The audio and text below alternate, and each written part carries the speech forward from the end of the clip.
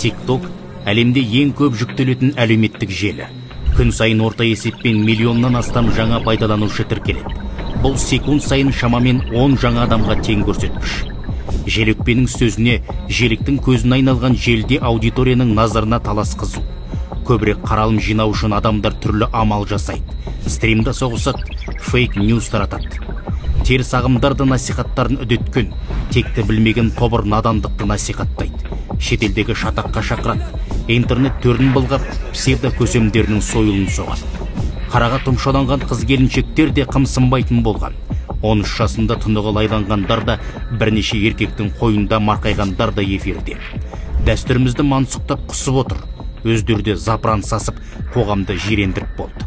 Бұндай сорақылық болашақта сорлатады деген депутаттар TikTok әлеуметтік желісіне шектеу қоюды ұсынады. Бұндай бастаманы теологтар да қолдайды.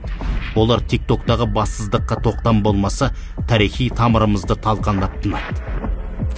Ал сіз қалай ойлайсыз, көрермен? Желдегі жүгенсіздікті қалай тізгіндейміз?